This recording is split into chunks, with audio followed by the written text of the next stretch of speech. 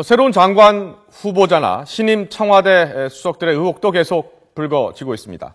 특히 사회부총리 겸 교육부 장관에 내정된 김명수 후보자는 연구 성과 부풀리기의 의혹에 이어서 제자 논문으로 연구비를 타낸 정황이 드러났습니다. 정종섭 안전행정부 장관 후보자는 논문 자기 표절 논란에 휩싸였고요.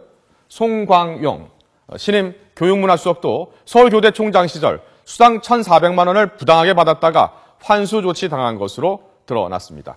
취재기자 연결해 좀 더 자세히 알아보겠습니다. 박소정 기자. 네, 박소정입니다. 네, 각종 의혹들이 계속 제기되고 있는데요. 어떤 의혹들이 있습니까? 네, 먼저 논문 표절 의혹에 휩싸여 있는 김명수 사회부총리 겸 교육부 장관 후보자가 이번에는 제자 논문으로 연구비를 타낸 정황이 드러났습니다. 새정치민주연합 유기홍, 조종환 의원이 주장한 내용인데요. 김명수 후보자는 한국교원대 교수 시절이던 지난 2000년 이후 제자 학위 논문 8건에 자신을 제1 또는 제2 저자로 해서 학술지에 실은 것으로 나타났습니다.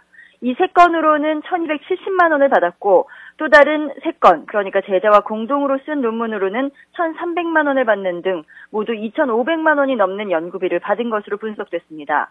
김 후보자는 앞서 공동 연구물을 자신의 단독 연구물로 등재해 이른바 실적 부풀리기를 했다는 의혹도 일었는데요.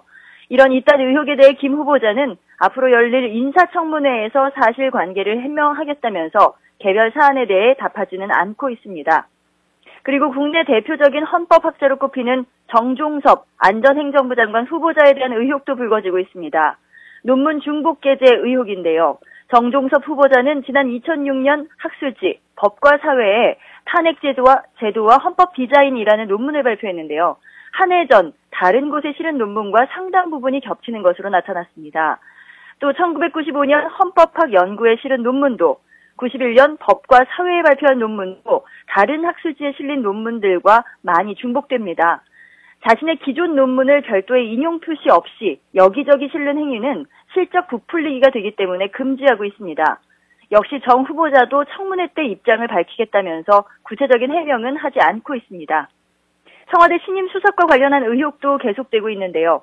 송광용 신임 대통령 교육문화수석 비서관도 앞서 역시 제자 논문 표절 의혹이 나왔는데요. 이번에는 서울교대 총장 시절에 학교 부설기관에서 수당 1,400만 원을 부당하게 받았다가 전액 환수 조치를 당한 것으로 드러났습니다. 새정치민주연합 박홍근 의원이 교육부 감사관실에서 받은 자료입니다. 송광용 수석은 서울교대 재임 기간인 지난 2007년 8월부터 4년 동안 부설 사회교육원인 평생교육원에서 수당 형식으로 1,400만 원을 받았습니다.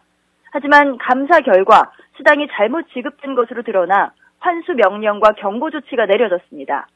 송 수석은 당시 이의를 신청하고 행정심판까지 청구했다가 받아들여지지 않자 전액을 반납했습니다. 지금까지 사회부에서 YTN 박소정입니다.